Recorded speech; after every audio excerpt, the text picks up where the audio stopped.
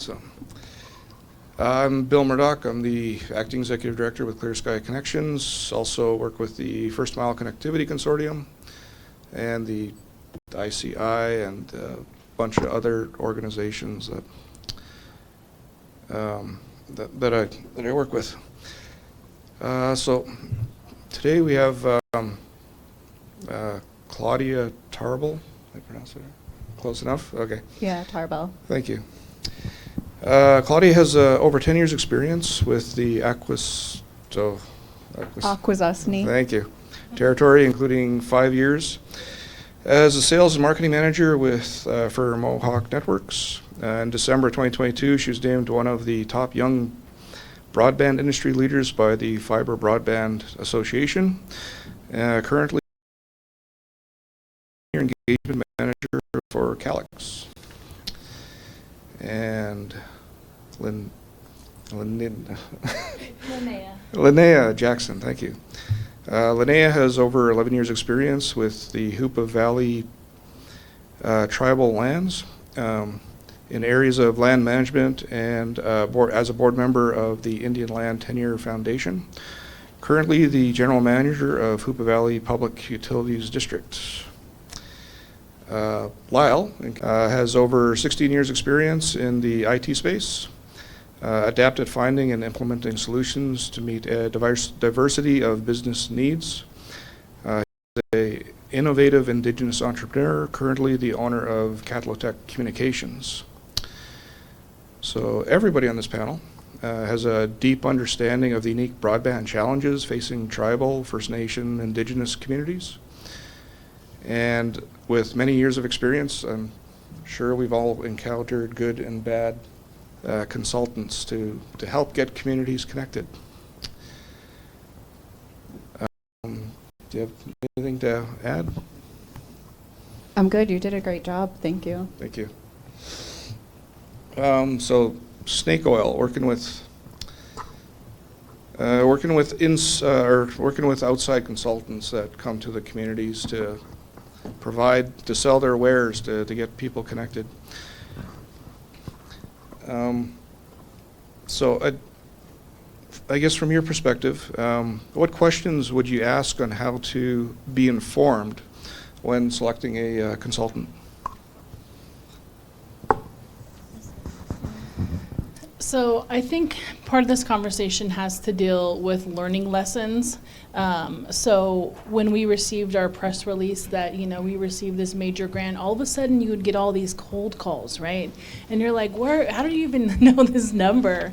And it's so interesting because it's like, are they there for upgrading and helping out tribes to the best of their ability, or are they looking at it from a financial standpoint? And there's a line there of expertise and being there for that financial gain. And I think that that's the question that has to be asked. Are you working with tribes? I've had so many consultants come up and they're like, oh yeah, I think you'll get that approved by your city council. And I'm like, please don't say that in a tribal council meeting. And so it lets you know that they don't have that experience understanding tribal sovereignty, understanding how tribal governments are structured, how tribal people are. So I think initially the first question is, let me know about your experience working with tribal nations. Give me some examples. Do you have any references that you can point to us so that you can fact check, and don't feel bad about doing that. Ask for references, ask for the projects they've worked on. What kind of impact and investment have you done in tribal nations? Yeah, that's really important. And then also, if they do engage with you, are they listening to you?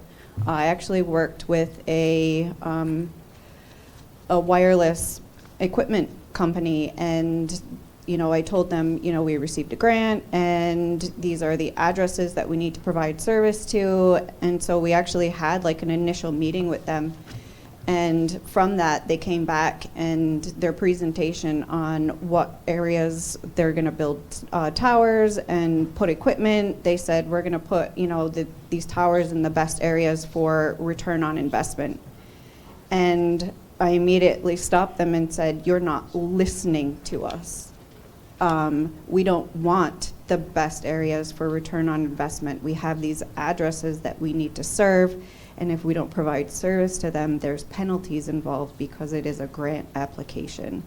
And so that slowed down the process of actually getting like a good network built, because they weren't listening and learning. They were still focused on their mindset of the best return on investment, and that's really not the mindset to have for rural communities or serving tribal communities, because it's really not about the best return on investment. It's providing the best services to our communities. Well, it kind of answers the next question I have jotted. How do you tell the difference between someone selling snake oil versus an expert? In my mind, when an expert comes to me, I always assume they're wrong until proven right. Same. And as an expert, some experts are like hemophiliacs. They bleed to death when they get nicked by the real world. How would you determine who an expert is and who's selling smoke? So with Hoopa, we had to take leaps of faith, right? Because we're trying to provide service during a pandemic and we need expertise. So I think that there's learning lessons there, but I think initially you have to go with your gut instinct. Is this someone that's charging you for every single thing that they do, or are they also contributing of themselves? You can tell their heart is in it. You can tell that they really care about upgrading services for the community. Are they giving of themselves? Are they giving extras, or are they just billing you by like an attorney would, for every 15 minutes or everything that they do? So I think you have to look at how, again, there are leaps of faith. You're going to have to say, someone might look great on paper, but they might not work well with your tribal team. And I think that becomes apparent as the project rolls out. And so that's why language in your contracts are so important. So, if it's not working, that there's some clause in there to say that, because of X, Y, and Z, you might not continue that relationship. So I think the contractual language as well, on behalf of tribes, is really important. And sometimes you're going to have to trust and go with your gut instinct on that and see how they perform, and not be afraid to back out if it's not working.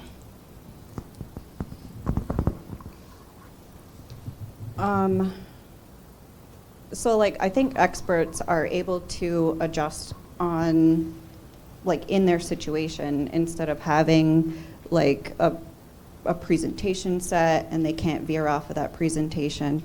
My former general manager at Mohawk Networks, she did a great job of, every time that we were in the room with a vendor, she would throw out questions to throw them off track to see if they would be able to adjust to that conversation. Because a lot of times vendors come in and think, they read the headlines, Hoopa Valley won $64 million, 60, sorry. But, they think that tribes have a lot of money, and, providing, just throwing them off track and saying, we don't have money. We have these grant funding that there's budgets in there for certain parts. That's what we have. We don't have money, because a lot of times the vendors will come in and, read headlines, that we have casinos and that's how we make money. And so they automatically assume if you have a casino that your tribe is rich and everyone has, monthly stipends and nobody has to work and all this other stuff. So if you can actually throw in questions and sideline their presentation, and if they can adjust, I don't see them as an expert. If they can't stop and have an actual conversation with you, you might want to pause on that contract. You might want to pause on those agreements. Yeah, so a couple of things I heard is challenging or doing some fact checking on their qualifications. If they say they have an MBA, verify it. They actually have an MBA. I had a situation in Manitoba where somebody claimed to have an MBA. Doing some fact checking, I was able to get my dog a PhD from the same university. So I have a well-qualified dog, if anybody needs. language in contracts, so having an understanding of how contracts works, and basic HR functions, like just doing the background check. That's basically what I heard. You touched on grants and grants and what's eligible for expenses. Kind of leads to so what possible damage can be caused by the lack of knowledge regarding connecting communities? So if you don't know your eligible costs, then there's penalties involved. If you don't know what you can spend money on, what the grant covers, then you might not, like, when Mohawk Networks was built, it was a reimbursable grant. It was an 80-20 match reimbursable grant. So if we didn't have those reporting in line, if we didn't understand what costs were reimbursable, you weren't getting that money. And then I'm not familiar with the impacts for the current grant structure right now because I know the cost is 100% upfront, but you really want to understand when you're reporting what is actually paid for through those grant funds. So if a contractor is also giving you a cost estimate for whatever service that is, they shouldn't give you one line item, right? It's going to cost $500,000 to do that, right? They should be able to break that out and let you know, time and materials. They should be able to provide you cost estimate. So it's transparent on how they're getting to that figure. And really, if they can't give you that level of detail, you know that there's something wrong there. Because there should be transparency, there should be that confidence that they're providing a cost estimate that's at market rate. I mean, it works both ways on each side. They have to sustain their business, but you also need, that fulfilled within the specific grant guidelines. And if you're not meeting, those grant requirements, there's penalties on over expenditures. There's definitely going to be audits. And so that financial stability is really, really critical to facilitating any grant, regardless of funding source. Are we answering too quickly? I don't know. Well, given that our presentation's right before lunch, I'm sure everybody's going to want to go for food. All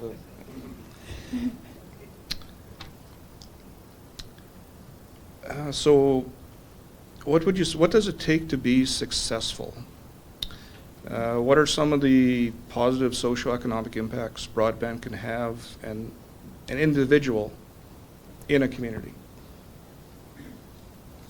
Focusing on the individual, not as opposed to focusing on the community. So my line of thinking, if you help the individual can help the family, and then the family can help the community. So I like to focus on the individual. So before I left Mohawk Networks, the person that was working on the project right from the beginning for the fiber to the home build within Akwesasne, he told me as I was leaving Mohawk Networks, he said, well, you leaving for another job is actually proof of concept that, internet connectivity gives us better job opportunities. It provides us access to, better salaries. It provides us to better access to experts even. Like my team that I work with at Calix is really family oriented. So my son will come in and talk to me when I'm in the middle of a meeting, and some of my coworkers don't even care. And some of them have experience with videography, they have experience with marketing and stuff like that. And allowing my kids to have conversations with those type of people to help them understand what job opportunities they have because they have internet is very invaluable to me. My daughter is very talented in art, and to have her be able to still live within Akwesasne and have access to maybe a marketing agency or our agency where she can do digital graphics online and still be able to live within Akwesasne is invaluable to me. So I think that's really the opportunities that broadband brings to communities. I'm going to answer that a little bit differently. So the first question you asked is, what does it look like to be successful, right? And then you kind of dial down to the individual. I think a lot of people that are successful are tired and they never enough time. So Yes. success also equals being tired all the time and overran. But I think, just had to throw that in there. Being successful from a tribal broadband standpoint is having jobs, right, for your tribal people, getting them training, being sustainable. And then when you dial that down, because we also have a digital navigator that is signing people up for ACP, we're working on digital equity classes. So you might have that person that takes a digital equity class and be able to help their grandma, apply for, because a lot of the resources now are online. So it might trickle down to that one person being able to be provided a device and receive that cost input from ACP or the other programs to help support the internet. And then that leads to them helping, maybe they're taking college classes online. Maybe they're, looking for job opportunities. Maybe they're taking parenting classes, through TANF for some of the other tribal programs. So I think from a successful point, my success looks like a sustainable network that builds out and provides services to our tribal communities and is self-sustaining for the long term. And I think that can bleed into everything from economic development to medicine to education to entertainment. So I think that success can be really far-reaching depending on use. And I think that brings it full circle by you connect the community, they develop the skill set, then you have people in the community become the experts to help other communities get connected. So on that note, I will open it up to any questions. Thank you.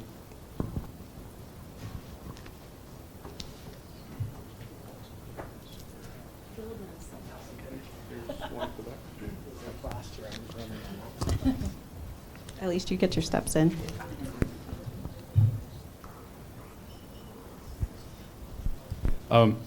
Thank you all for your input and your comments. So my name's EJ John. I'm with AIPI. I just wanted to get your thoughts on I used to work for a tribal office when I was in college. Did IT. The office came to me with all of their technology questions, and I kind of became that person. I was just a college kid. They're asking me like, how much do we need to budget and things like that, and I was like, well, how much money you got? But for people like that, people who are just getting into the field of working with broadband companies and stuff like that, where can they go to for help? Can they go? Is there organizations out there that they can talk to? Can they talk to you? Where are some places that people can go for that?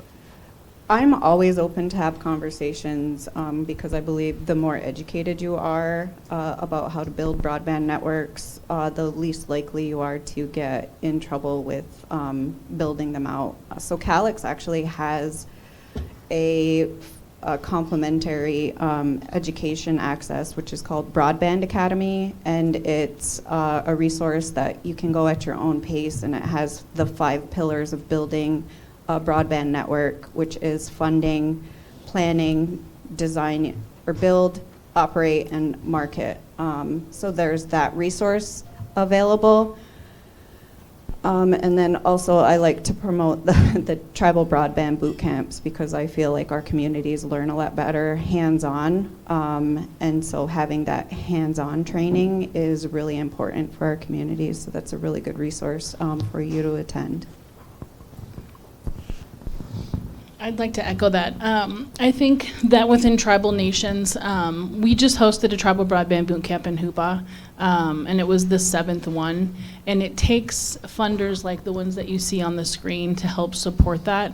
Connect Humanity was also a supporter, and it is essential because you are building a network of people that you can go to. So Spencer and Esther are, PhD students and probably professors as well at the University of Washington. So for people like that want to share and grow knowledge, I think it's going to take groups like these, whether that be state to state or a broader network that's created. But that's how you gain. You can ask them questions. You can learn about spectrum and frequency and troubleshooting and network deployments, and it creates this family. And I really think that this will spark these types of groups throughout the country, and it's going to take those inner resources so we can all rely on each other, because I might not be the person you need to go for coding or networking or network configuration, but I might have a staff member that can. So I think it's going to take this whole family of people to help support that. The broadband boot camps, there wasn't really a training component because it's not a conference, it's not a classroom setting, it's more of a holistic approach, hands-on, and I think things like that really need to have continued funding, and I've learned every single time I've went, and I think that that's really important for those to start up. Sorry, Chief, I got the microphone. Madeline Redfern. I absolutely agree with what Bill said about, and everyone, about how we need to build our networks, not just the physical networks, but the human networks that exist in this room, and being able to share, who's good, who's not good, because sometimes, honestly, who's not good is really, really important to know. And that we need to build our own capacity. So if we find ourselves, or the non-Indigenous people in the companies especially, in a situation where you're dealing with supposedly an Indigenous telecommunications company and there's not an Indigenous person in the room, is it really an Indigenous company? So we're seeing a lot of what Sean Willey in Canada calls as rent-a-feather, where we've got... I like that. That's really clever. Yeah, that I can't take credit for it. It's Sean Willey. But we need to be careful, and there needs to be some mutual accountability. And I get it, because back home we have so many of our people living in poverty that it's really easy to find someone to get into business with, and not in a way that is mutually beneficial. It's just tiny, but it undermines our true ability to develop, our own people's capacity and develop, true Indigenous businesses. So I just sort of want to, put that out there, because it is happening more and more, because we are seeing outsiders looking for the easiest, cheapest person to do business with. And then, literally, you're not really seeing, Indigenous businesses owning that space. So I just needed to say that. And then, Chief, you want the microphone? And while you're running, just to go back to the earlier question, so with IT, yep, the more you know, the more you know that you don't know. So it's and if you're trained in IT, then everybody's, oh, you're the IT guy, you must know everything in IT. That's, I haven't worked in IT for like 20 plus years now. I always get asked about little things. But I would say start with the fundamentals, start with the basics. Because once you start with the basics, then you have a grasp of the lingo and the acronyms that we're told not to use any acronyms for there. So once you understand the lingo and the acronyms, and then you understand the basic of how, say, switches, routers, operating systems, computers in general work, then everything just builds off of that. So once you understand the core, then all the branches become possible. Okay, Ted. Excuse me, sorry. I flew from Utah to Vancouver, now here, and I think my throat is paying for it for some reason. It was beautiful in Utah, by the way, and I just honor those people that get to live there. Wow. I would like to say that if you follow the money, quite often when it comes to the consultants, we've had people coming in and they painted a lot of the different nations into a corner without giving them the full perspective of their options. And as I'm saying that, I'm realizing that we have CRTC in Canada, and their funding will only, it won't, if you start to mention the UHF spectrum, there's a cloak that gets put around that. And I'm just wondering if your consultants or your people that are working with you, if they're not talking about every opportunity, and you find yourself finding, like as an example, there's pilot projects now in Canada where the UHF spectrum is being looked at as being championed when it comes to the red space, and other nations have signed on to the telcos, and they're promised connectivity by 2030. How would you get out of that? How would you pull yourself back? Because, you know, maybe you did sign on with one of these companies that was promoting the red space, and because of the government dragging their feet around it, you saw the other nations around you signing on to, say, connectivity through fiber or through satellite. And so you think, well, okay, maybe they are faster. It's a bigger community, maybe they know better. And so they sign on to it, and then they find out that another community beside them is getting connectivity in the next 6 months through the UHF spectrum.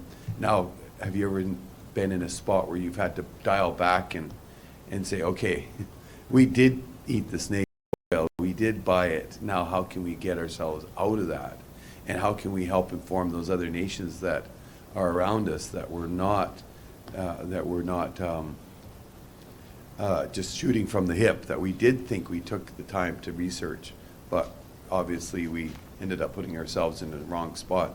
And so I just wondered if you have any answers for how to do that, how to pull yourself back.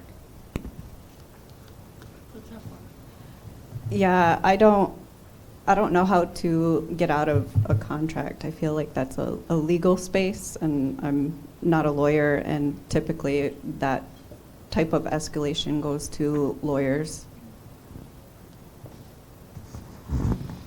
So it also comes down to the funding source, right? You said that the money had to go with that specific model, if you will. And that lends itself to like policy changes on, because whatever works in your environment might not work in the next. And so it's providing that data. It's saying that, you know, we've done testing. This particular infrastructure isn't going to work for us. And now we've researched that. This is what we're proposing. And it's all about the government and the funding structures to honor and adhere to that, because they can't force you to adopt a solution that's not going to work for your community. And so it's really at a policy level. When we were talking about this panel, it's not just about the consultants, but it's also about the equipment purchase. And I want you guys to learn from Hoopa's misstep. In the beginning, we were, you know, in a pandemic, we were like build, and we didn't know to ask the questions on the equipment and the firmware and software that was involved. And so we are looking for a solution, we're looking to provide results, and we didn't ask the questions about the equipment. Has this been lab tested? What version of the software or firmware are you in? Have all those bugs worked out? And so with the particular equipment that we bought, it was at 1.0. And so there were so many things that had to be researched out and lab tested, because they couldn't duplicate it in the lab because they weren't in our type of environment. So it's asking, it's not just consultants, it's equipment purchases. You know, where has this worked? Do you think it'll work in this environment? And ask those hard questions from the beginning, and they should have those answers for you. And we didn't know to ask those questions at the onset. I think Matthew Douglas did a really good job on his podcast with Institute for Local Self-Reliance and talking about how to deal with vendors. So I relied, when I started at Mohawk Networks, I relied heavily on information that the Institute for Local Self-Reliance puts out, and I think they're a great resource for anyone to use. And like I said, Matthew Douglas did a podcast talking about this and how Native, the part that resonated with me is he says, we have the money now, we have the buying power, so make sure that, you know, the vendors come on location and are invested in your community and your success. So I'm not a lawyer, just for entertainment purposes only.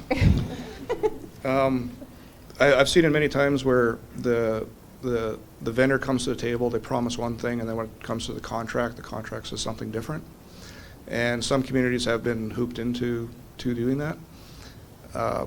The only advice I could really give them is, well, who drafted the contract and how is the contract interpreted? So if the vendor drafted the contract, then that's to your benefit, because all the interpretation is to your benefit because they drafted it.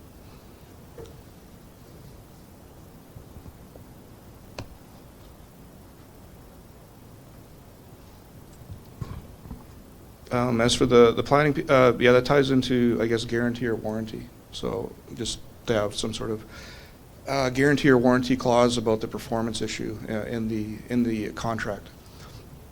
I use the word contract specifically because contract and agreement are two different things. Again, talk to your legal to find the difference. Is there any questions?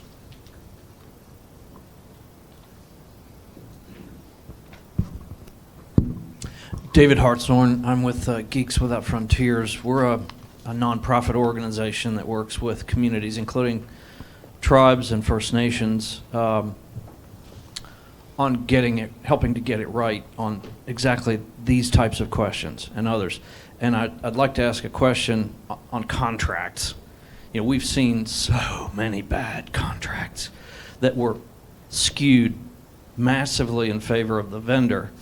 And I have not heard the use in the conversation today of the term service level agreements.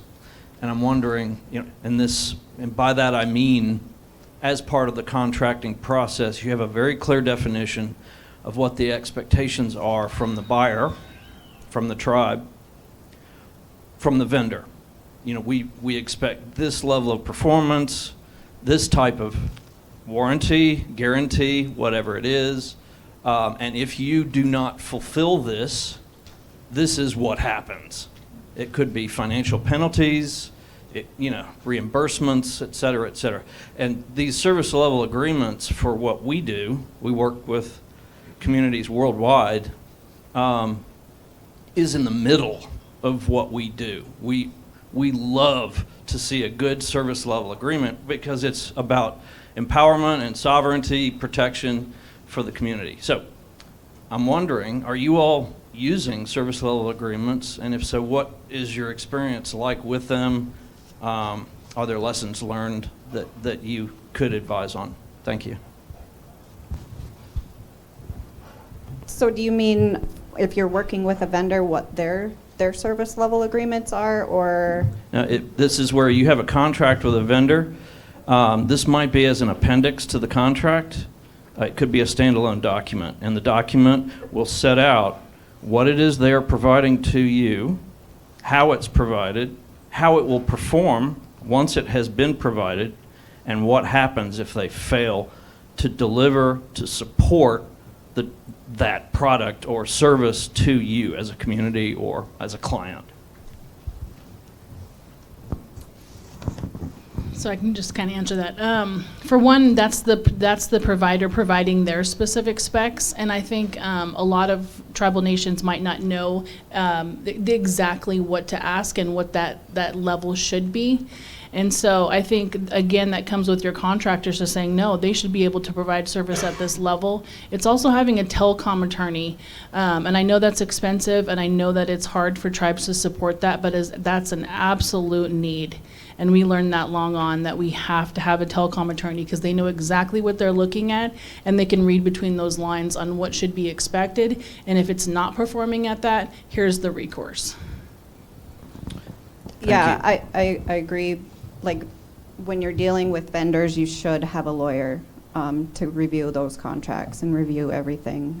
I think that's the first step. When you receive anything, it should flow to a lawyer, because that's where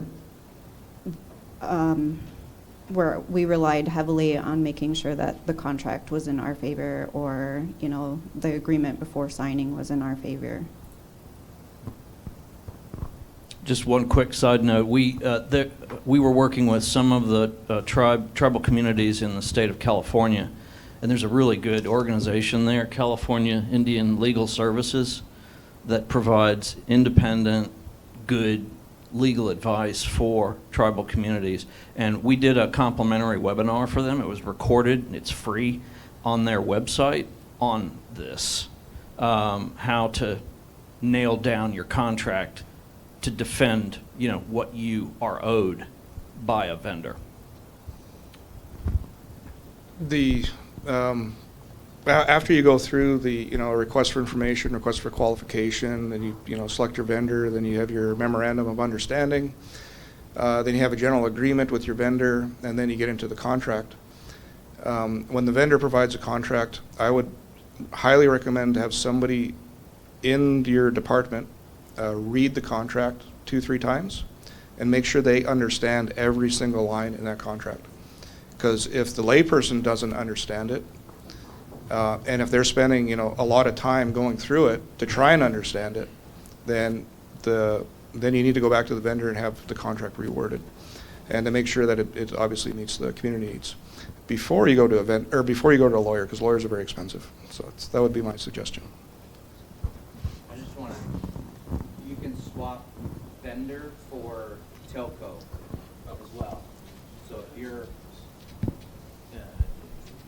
Brian Miracle, you can swap vendor for telco as well. So SLAs should be just as important as part of a relationship with a telecommunications provider, whether or not you're buying wholesale bandwidth or you're doing a partnership agreement for installing fiber. We see this a lot in Alaska, where there is a tremendous amount of funding that has gone to the native telcos to build out in the communities. What does that mean for the communities themselves? How does that SLA actually impact? You built out, but you're actually not providing the service. What do you get back? How can you take that ownership back, whether it's fiber, wireless, whatever that is? So SLAs are incredibly, incredibly important. So I will say that Hoopa did that. So I'm not going to name the equipment provider, but let's say that it wasn't performing as indicated, whether that be the environment, whether that be software or firmware. We quantified what that loss was, and we basically said, you know, we don't want to have to send out any negative media on the specific company, and they in turn provided us free equipment, set their network engineers lab tested. So there can be in-kind services that might not be like a financial settlement, but it could be provided in upgrading the hardware, getting those bugs out, and then providing some kind of equipment purchase that's like an in-kind. And that, I think, showed their worth as a company. And on that note, the in-kind, make sure you assign a dollar value to it, because you can include it in your financial statements. Especially as a not-for-profit, it's very valuable. Oh, sorry, there was a question. Okay. Oh. I am just sharing some best practices as an individual in my personal capacity. So I just want to share. I know there's a general, and I'm an attorney as well. So there's a general, yes, you know, the contract is, you know, generally, you know, interpreted, you know, against the drafter. However, if it's not in the contract, there's nothing to interpret, okay? So I would just say, you know, in these relationships, there's lots of conversations. It needs to memorialize whatever people promise you. If it's not in the contract, it doesn't exist. In the same way of vetting vendors and telco providers, you need to vet legal counsel as well. So it's not just enough for the attorney to have contract experience. They need to have an understanding of the work that you're doing, the operational, the practical aspects of your work, because they have to be able to take those contract terms and and kind of translate it practically into how this play out. And to your point, I would encourage you to review the contract with your attorneys, but then play out scenarios, what ifs, and always what ifs if the worst thing happens. What if they completely violate the SLA and the service is horrendous? What if they damage this? So just play out the what ifs and take it all the way to the end, and then go back to your agreement and say, okay, does it account for all of this? Because at the beginning of the relationships, it's a honeymoon, right? And so, you know, approach it as if it's a prenup in the event it goes bad. So in the event it goes bad, you want to make sure that you're protected. So SLAs are critical. read the fine print, exceptions, exclusions, conditions, you know, things to look into the contract. Not only are you looking at that, you know, the amount and the payments, but you need to look at the default and the remedies. Like, what are your rights if things go bad? What, you know, what's the recourse? So, I mean, those are just, and this is in my personal capacity, that, you know, I'm kind of sharing these best practices, but I didn't want to kind of let this go without sharing that. Yeah, thank you. Yeah, definitely, if it's not in writing, it doesn't exist. So if they say one thing in a meeting and the contract says something different, whatever they said doesn't exist. It's what's in writing. Thank you for that.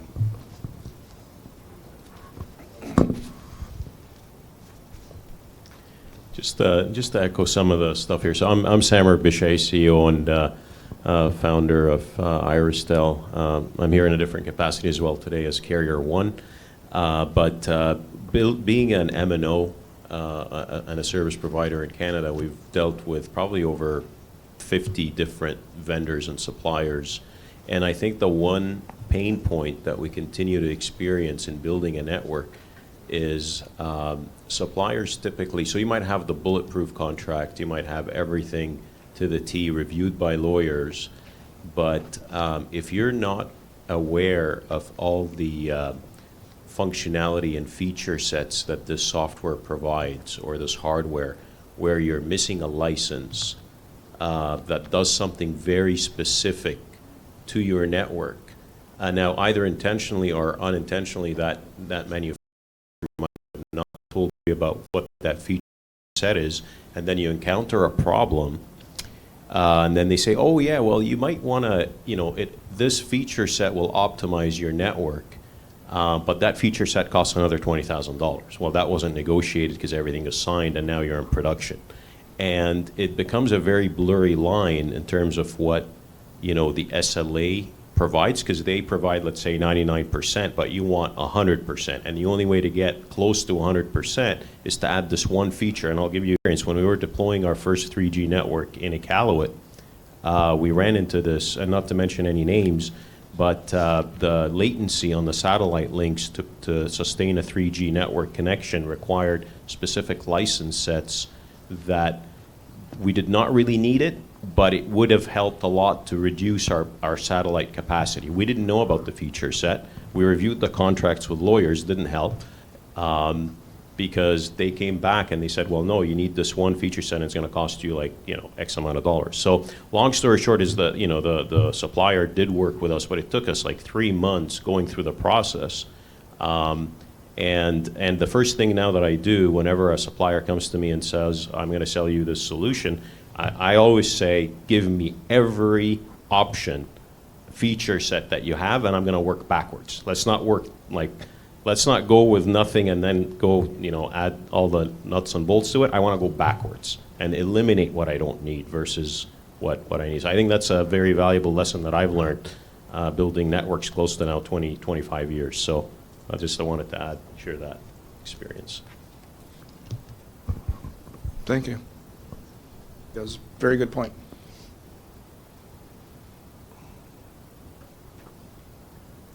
Yeah, does anyone have one really quick question they want to ask? Oh, okay. Really quick. Okay. Oh, sorry. I just think I thought of an example. There was one contract we're trying to upgrade connectivity to a school, and in the agreement or in the contract, it said the vendor would install the tower, and then they would gift the tower to the school. And then under the warranty, they would only warranty equipment that was installed on their tower that they owned. So you got to be careful with those little clauses, exceptions, and. Okay. Hi, Sajai Baromia with Alaska Federation of Natives. This is a quick question, softball, but important, I feel. You mentioned trusting your gut. How have you been able to develop your ability to trust your gut, but at the same time take action and get things done? Unfortunately, I think that comes with experience and time in the industry. I think that you're going to make mistakes. Everyone's going to make mistakes, right? Whether it's a misstep with equipment or a consultant. But unfortunately, that has to come with time and experience, and learning from your lessons and learning from the lessons of others.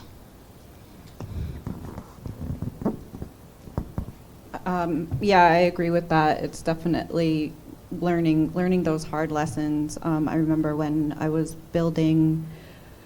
contracting for like a website build for the ISP, but then I was also contracting for a website build for, so I actually worked for 2 different companies at one time, and so I was working through a contract build for a website for another company.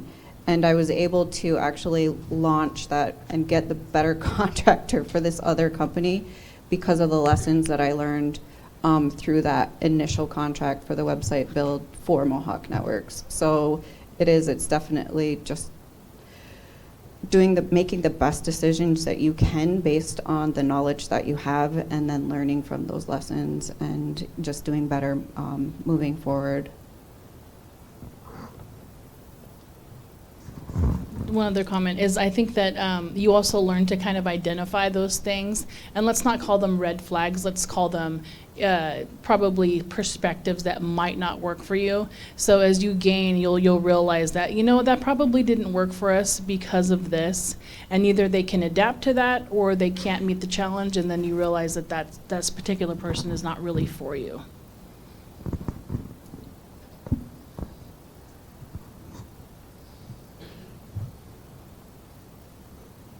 I guess we're done. Go eat.